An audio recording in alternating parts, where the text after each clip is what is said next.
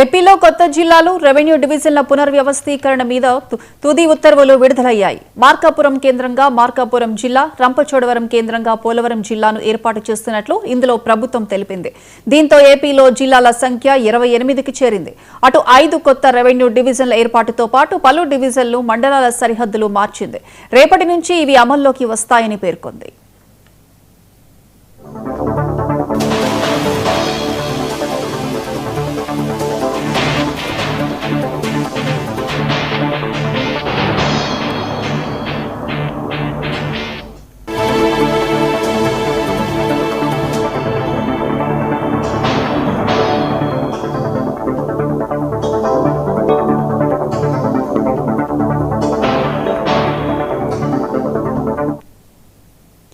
ఏపీలో కొత్త జిల్లాలు, రెవెన్యూ డివిజన్ల పునర్వ్యవస్థీకరణ మీద తుది ఉత్తర్వులు విడుదలయ్యాయి. మార్కాపురం కేంద్రంగా మార్కాపురం జిల్లా, రంపచోడవరం కేంద్రంగా పోలవరం జిల్లాను ఏర్పాటు చేస్తున్నట్లు ఇందులో ప్రభుత్వం తెలిపింది. దీంతో ఏపీలో జిల్లాల సంఖ్య 28కి చేరింది. అటు 5 కొత్త రెవెన్యూ డివిజన్ల ఏర్పాటుతో పాటు పలు డివిజన్లు, మండలాల సరిహద్దులు మార్చింది.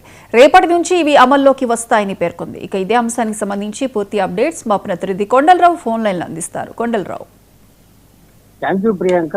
ఆంధ్రప్రదేశ్ రాష్ట్రంలో కొత్త జిల్లాల ఏర్పాటుపై తుది నోటిఫికేషన్ అయితే ఈ రోజు విడుదలైంది. నిన్న ఏదైతే మంత్రివర్గ సమావేశంలో నిర్ణయం తీసుకున్నారో ఆ నిర్ణయానికి సంబంధించి ఈ రోజు ఆంధ్రప్రదేశ్ ప్రభుత్వం గెజెట్ రిపోర్ట్ కూడా తయారు చేసి ఈ రోజు పంపడం జరిగింది. రేపటిని ఏదైతే ఈ నెల 1 తారీఖు నుంచి జనవరి 1 తారీఖు నుంచి కూడా ఏదైతే రాష్ట్రంలో గతంలో 26 జిల్లాలుగా ఉండే రాష్ట్రము రేపటి ఎల్లుండి నుంచి కూడా 28 జిల్లాలుగా మారబోతుందని చెప్పొచ్చు.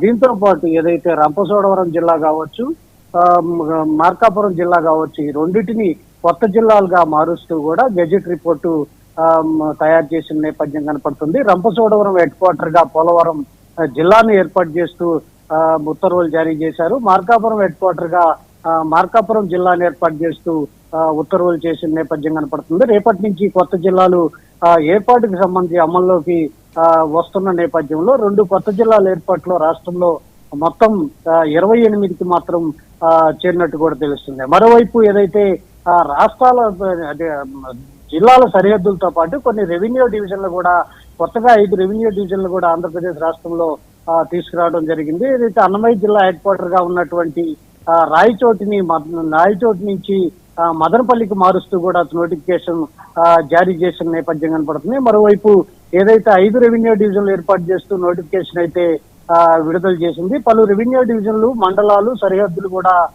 మార్పులు చేస్తూ కూడా ఈ రోజు తుది నోటిఫికేషన్ ఏర్పాటు చేయడం జరిగింది. రేపటి నుంచి ఈ సరిహద్దులకు సంబంధించి మార్పులు అమల్లోకి వస్తున్నాయంటూ కూడా ఈ గెజెట్ రిపోర్ట్ తో కూడా తయారు చేసింది. గతంలో ఏదైతే కేబినెట్ మీటింగ్ జరిగిందో ఆ కేబినెట్ మీటింగ్ లో నిర్ణయం తీసుకున్న నేపథ్యంలో నిన్న జరిగిన కేబినెట్ మీటింగ్ లో ఫైనల్ గా నిర్ణయం తీసుకొని రాష్ట్రంలో ఉన్న 26 జిల్లాలను 28 జిల్లాలుగా మారుస్తూ తుది నోటిఫికేషన్ అయితే ఈ రోజు ఇవ్వడం జరిగింది. Priyanka. Right Kondalarao, thank you.